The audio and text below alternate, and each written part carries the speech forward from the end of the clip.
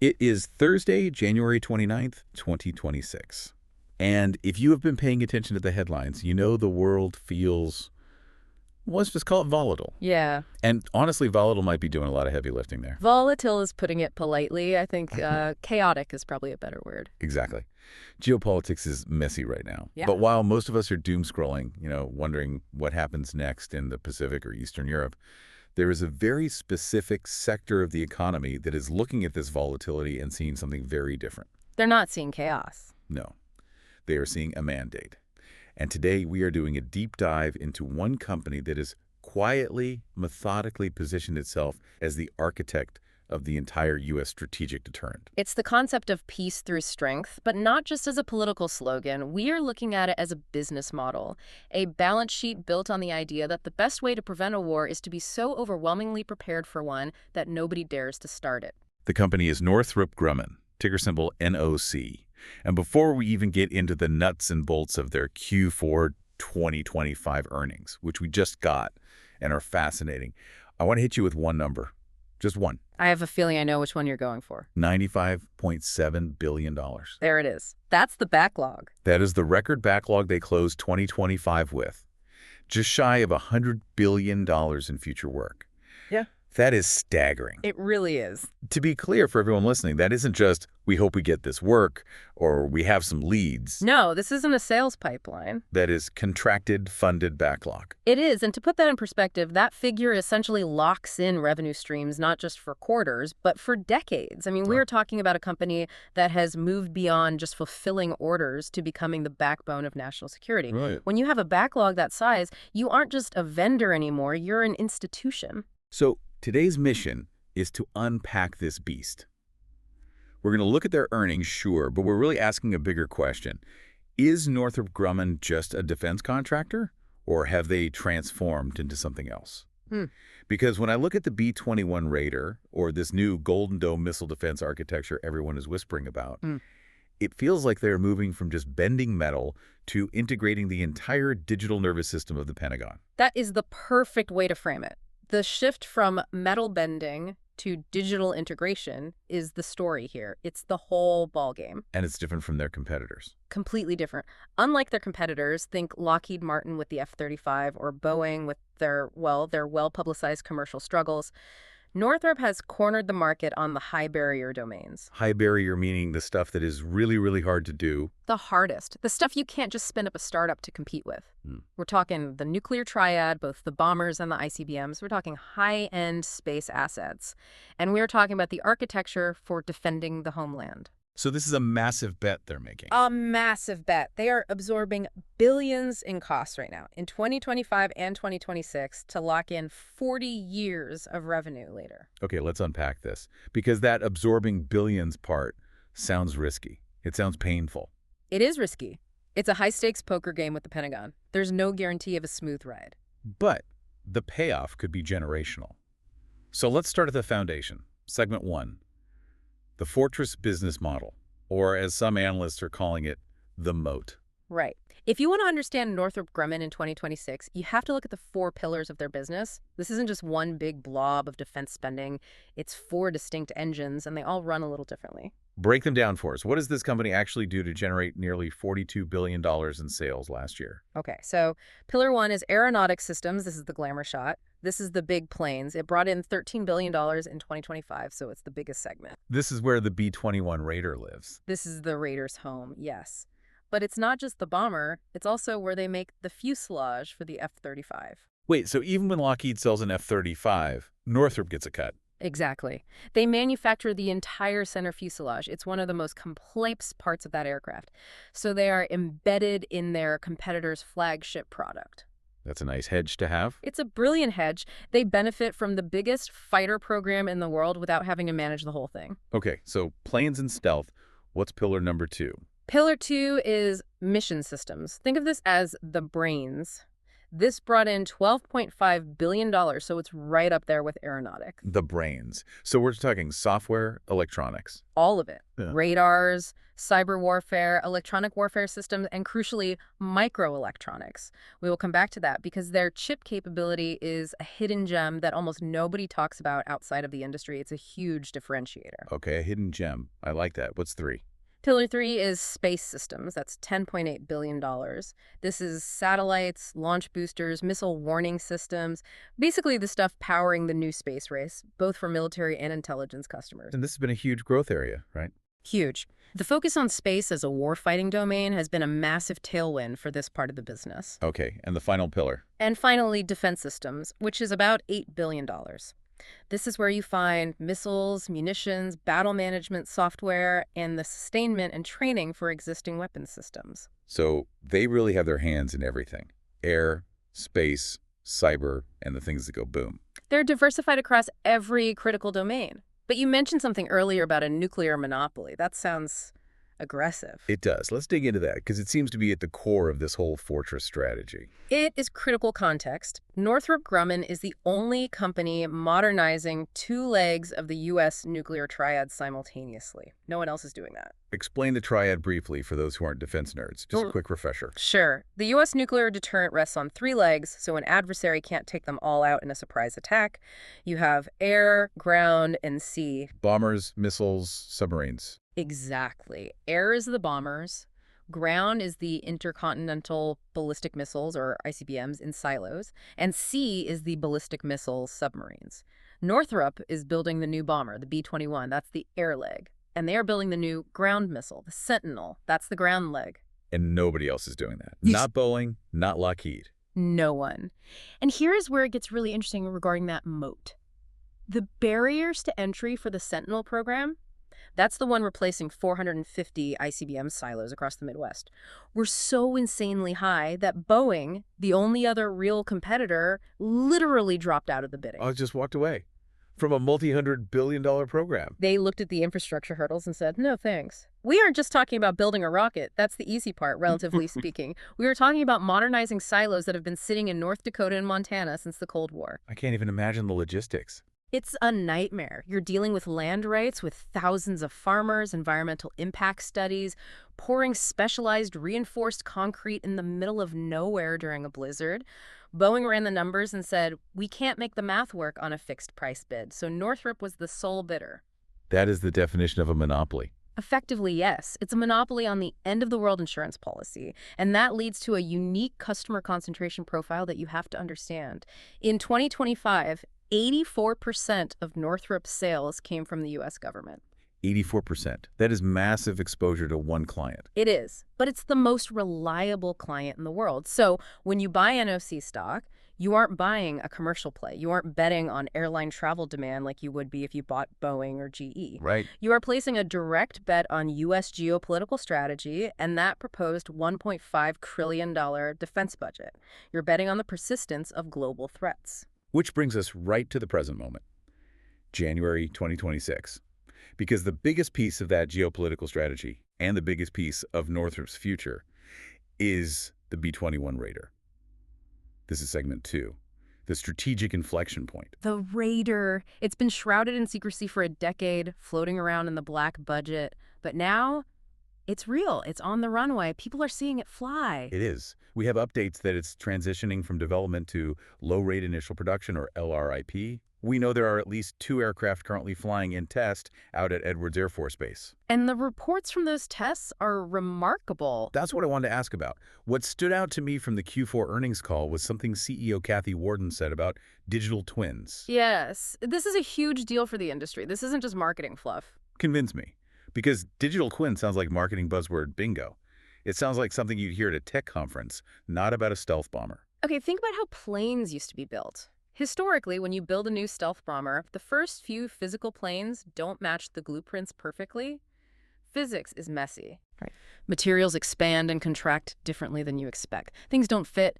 You have to bend metal, re-drill holes, use shims. It's called rework, and it is a margin killer. It's expensive, and it slows everything down. So the first pancake is usually a disaster. Exactly. A very, very expensive disaster. But Warden noted that the physical B-21s flying right now are matching the digital models almost perfectly. What does that mean in practical terms? It means the aerodynamic performance in the air matches the simulation. The radar cross-section, the stealthiness, matches the computer model.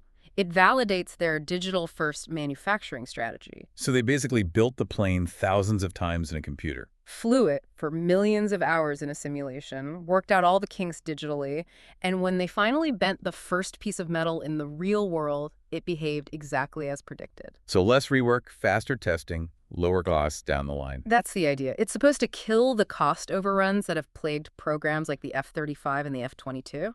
That sounds great. But we have to talk about the money. Because despite this digital success, the B-21 has been a financial drag, hasn't it? This is the reckoning. That is the bear case reality we have to acknowledge. This is the source of all the risk right now. Over the last couple of years, Northrop absorbed roughly $2 billion in charges on these early production lots. Why? If the digital twin is so good, why are they losing money? Inflation and the nature of the contract. These early lots, the first 5 LRIP lots, were signed as firm fixed-price contracts. They were priced years ago. Before the post-COVID inflation spike. Before the supply chain snarled, before labor costs went through the roof. But the price Northrop could charge the Air Force was fixed. It was set in stone, so Northrop had to eat the difference. So every time a supplier raised prices, that came out of Northrop's hide. Every single dollar, they're booking zero margin on these planes. Zero. Correct. They're building the most advanced bomber in history and making zero profit on these specific early units. They are essentially subsidizing the Air Force right now to get the program started.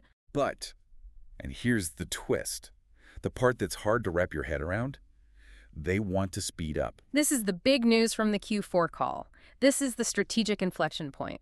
Management is in active talks with the Air Force to accelerate the production rate. So let me get this straight. They're losing money on the current ones, but they want to build them faster. Is this the old joke, we lose money on every unit but make it up on volume? It sounds like that, doesn't it? But it's a calculated long-term play. It's all about getting to the profitable part of the program faster. How did that work? To accelerate, Northrop has to spend about $2 billion to $3 billion in upfront capital expenditure CapEx. They have to build more factory space, buy more tooling, hire, and train more people. That's a lot of cash to lay out, especially when you're not making a profit on the current product. It is a huge amount. But here's the pot of gold. If they accelerate, they get through those 5 painful zero-margin lots much quicker. Then they get to the full-rate production lots, which will be priced with today's economic realities in mind. So the pricing gets better. The pricing gets better, and they trigger incentives in the contract for delivering ahead of schedule. But more importantly, once you flood the fleet with these bombers, you secure the sustainment tail. The sustainment tail.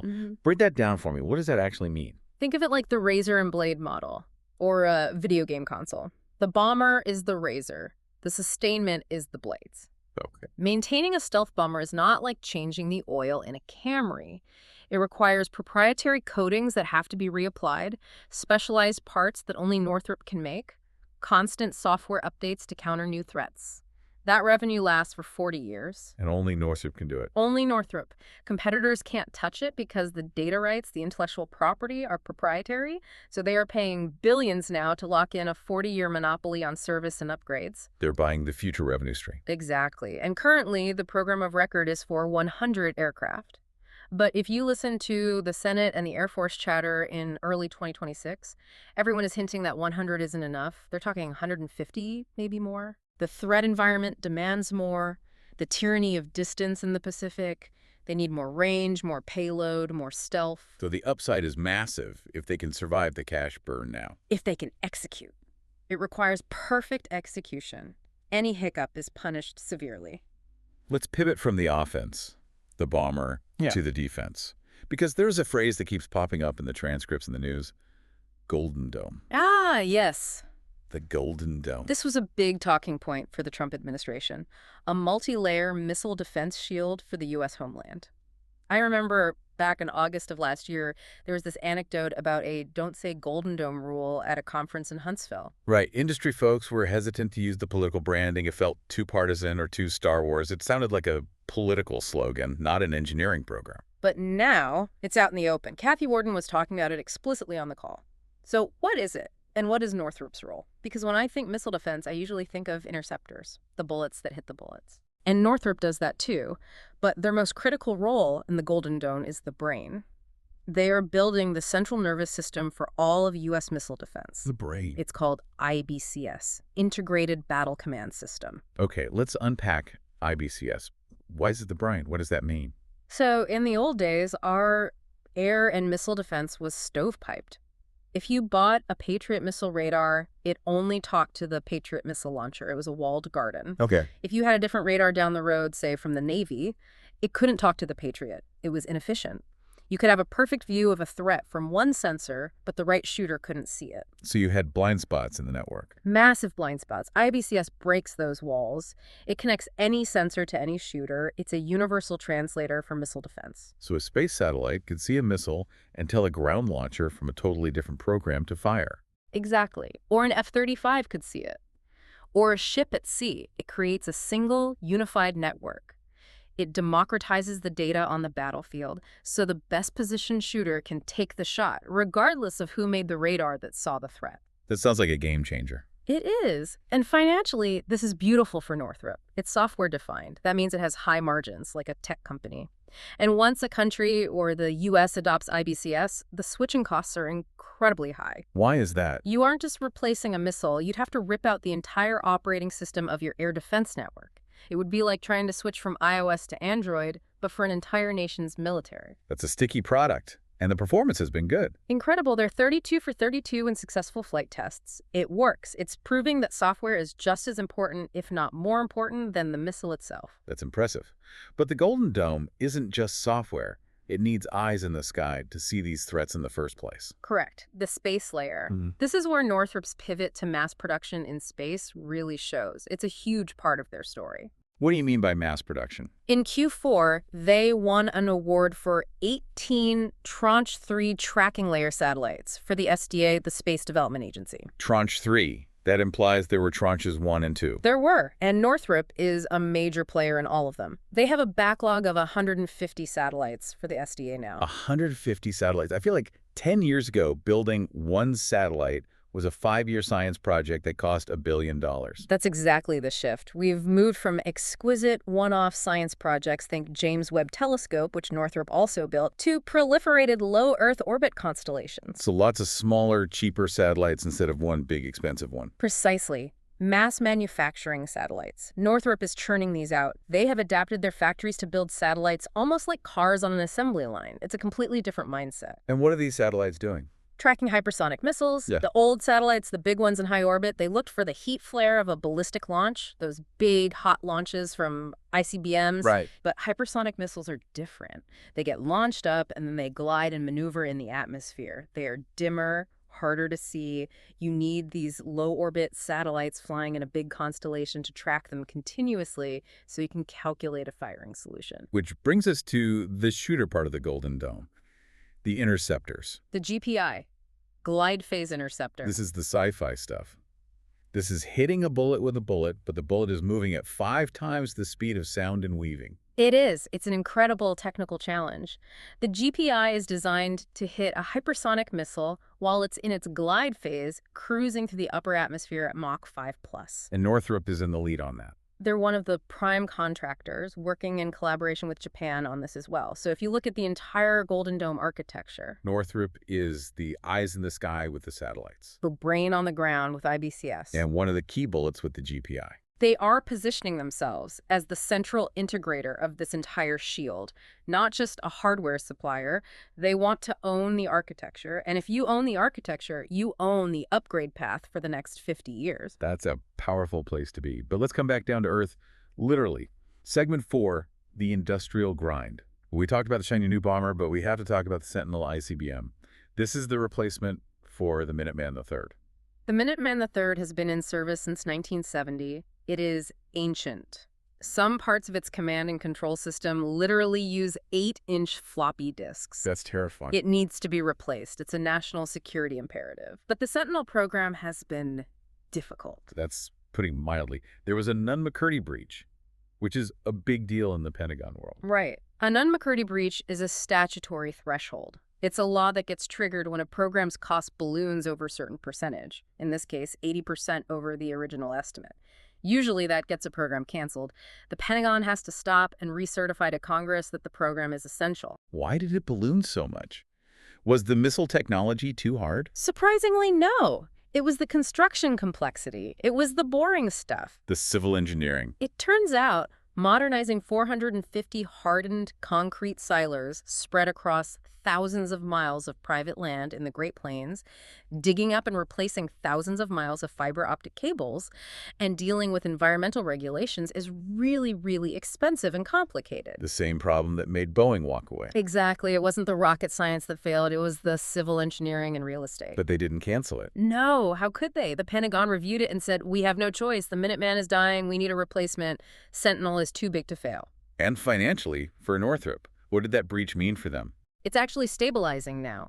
They recorded a $76 million favorable adjustment in 2025. They are working with the Air Force to restructure the contract. The key thing to remember is that the development phase is a cost-plus contract, so the government eats most of the overruns, not Northrop. And once this thing is built, it's expected to be in service until 2075. 2075. My grandkids will be retiring by then. That's the timeline we are dealing with. It creates an incredible baseline of revenue stability that will last for half a century. Okay, let's shift from the strategic to the tactical. Let's talk about something that is in demand right now, today. Solid rocket motors. SRMs. This is the unglamorous, gritty part of the business that is absolutely printing money right now. Why the shortage? I hear about this constantly. 2 words, Ukraine. The war in Ukraine taught the West a very hard, very painful lesson. We run out of munitions really fast in a high-intensity conflict. We just weren't prepared for that kind of consumption rate. Not even close. So now the world is scrambling for GMLRS rockets for their HIMARS, for interceptors, for air defense systems, for javelins. All of those need rocket motors. And Northrop makes them. Northrop and L3 Harris are basically the global duopoly for tactical SRMs.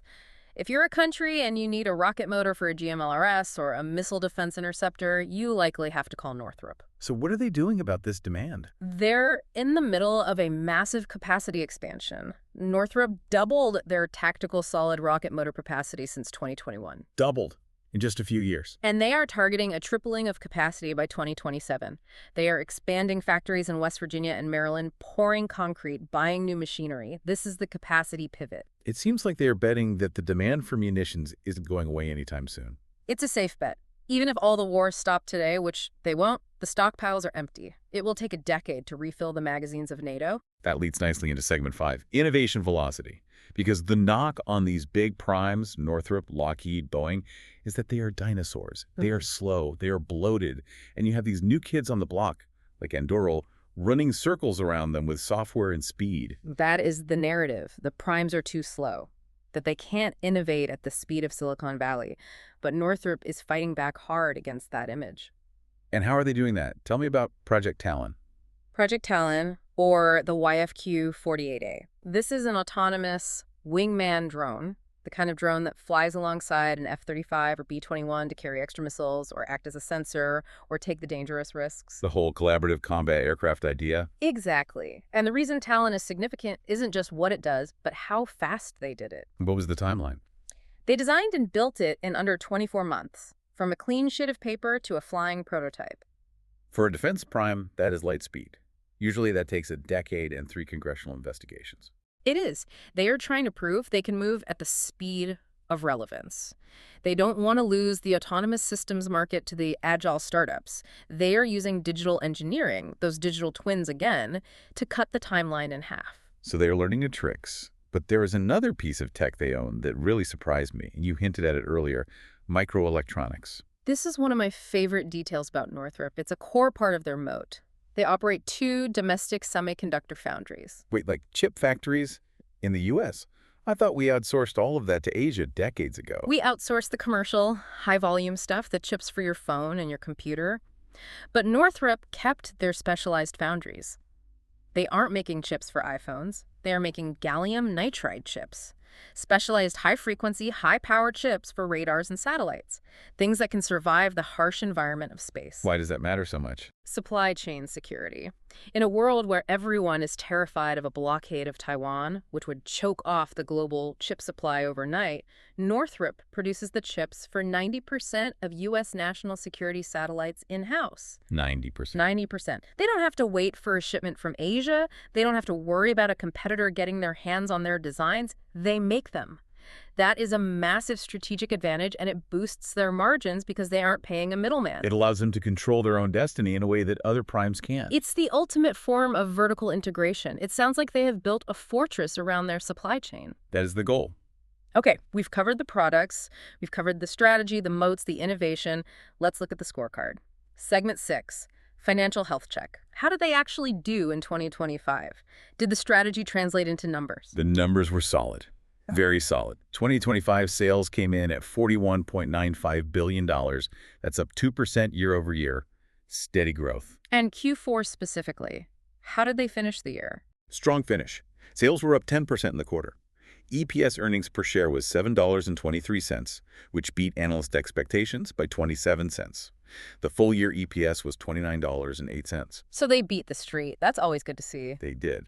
But the number Wall Street really cares about, the one that tells you about the health of the underlying business, is free cash flow. Cash is king. You can't pay dividends with accounting profits. You need cash. So how much cash did they generate? $3.3 billion. And that was up 26% from the prior year. That's a huge jump.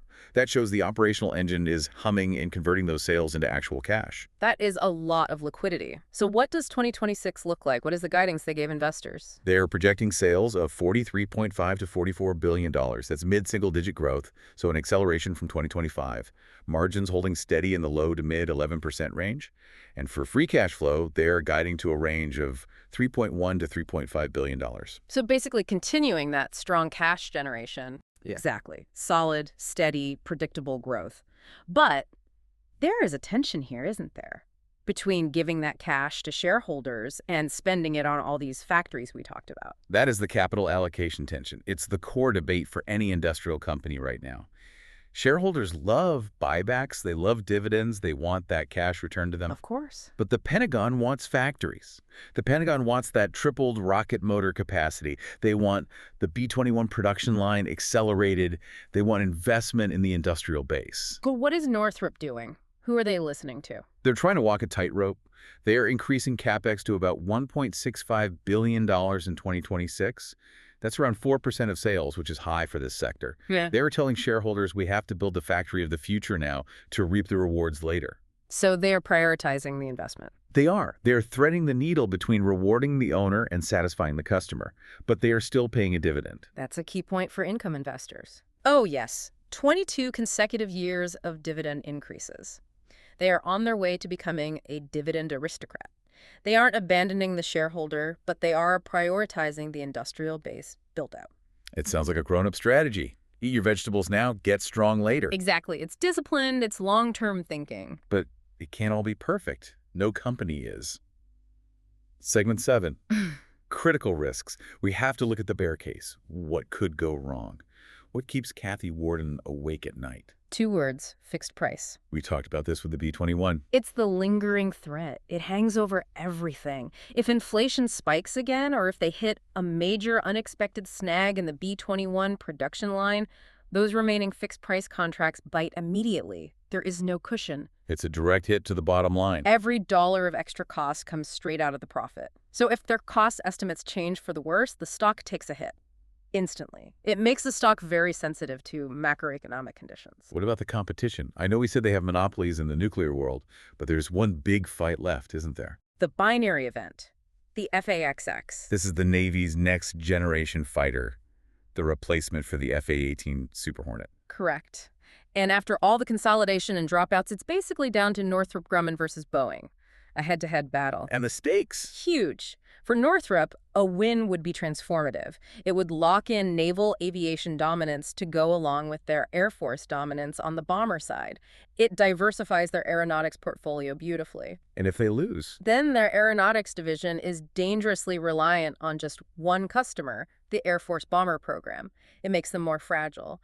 If the Air Force sneezes and cuts the bomber buy, Northrop's biggest division gets a cold. Why do analysts think Northrop should win this? What's the logic? It comes down to industrial base logic. The argument is that Lockheed has the F-35. They are busy for the next 30 years. Boeing has the F-15EX and F-18 lines, but they are struggling massively with quality control and debt on the commercial side. The fear is they may not have the engineering focus. And Northrop has the talent. Northrop has the engineering talent coming off the B-21 design phase. They have the bandwidth. They've proven they can deliver a next-gen platform. So the argument is, give it to Northrop to keep them in the fighter game and maintain a healthy, competitive industrial base. But it's still a risk. A huge risk. It's a binary event. Win or lose, there is no second-place prize. And finally, the political risk. We mentioned the proposed $1.5 trillion defense budget. It's a massive number, a huge tailwind for the whole sector, but the U.S. national debt is a headwind. Can the country actually afford it? That is the trillion-dollar question. If the debt ceiling crisis flares up again, or if the bond market revolts and interest rates spike, that defense budget could get slashed.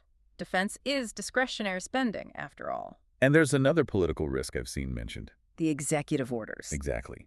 There's talk of potential restrictions on share buybacks and dividends for contractors deemed to be underperforming. Meaning the government might say, stop buying your own stock and fix your factories first. We need weapons, not higher EPS. Right. The regulatory pressure is increasing. The government is watching these companies like hawks, especially after the cost overruns on programs like Sentinel. It's a valid concern. The relationship between the Pentagon and the primes is getting more tense. Okay, we have covered a massive amount of ground. From the nuclear monopoly to the digital twins to the rocket motor factories and the risks. Let's head to the outro. Let's synthesize this. What's the final verdict?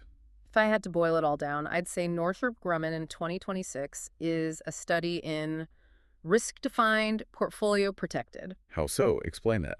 They have defined their risks. They took the charges on the B-21. They were transparent about it. They swallowed the pain. Now, going forward, they are protected by a portfolio that the U.S. government simply cannot cancel. You can't cancel the nuclear triad. You can't. You cannot cancel homeland missile defense. These aren't optional programs. They are existential. So it's a long-term buy for defensive growth. They've absorbed the pain and are now building the factory of the future. Right. They aren't a get-rich-quick tech stock. They're not going to double overnight. They are a get-rich-slowly and reliably defense prime that is integral to national security. But here is a final provocative thought for you to mull over as we close. We talked about how they're pouring billions into accelerating the B-21 bomber. That's the flagship program, the big piece of hardware. Yes, it gets all the headlines. But we also talked about the Golden Dome, the satellites, the IBCS software, the networks. We talked about those hidden microchip foundries. Right, the digital side of the house. As warfare becomes more about data and space and networks and secure microchips, are we watching a transformation where Northrop's domestic microchip foundries eventually become more valuable than their bombers? That is a fascinating thought. In a digital war, in a world of supply chain disruptions, the chip foundry might be the ultimate strategic asset. The bomber delivers the effect, but the chip makes the entire kill chain possible. And as they build this Golden Dome, are they transforming from just a defense contractor into a specialized quasi-governmental agency? Essentially too important to fail, but also too regulated to boom in the traditional sense. That's the tension. They become more stable, more essential, but maybe with less upside than a purely commercial company. They become a utility for national security. And with that, we will leave you to ponder the future of deterrence. Is it the stealth wing, or is it the silicon wafer? I think the answer is probably both. They're two sides of the same coin now. Thanks for listening to The Deep Dive. We'll catch you on the next one.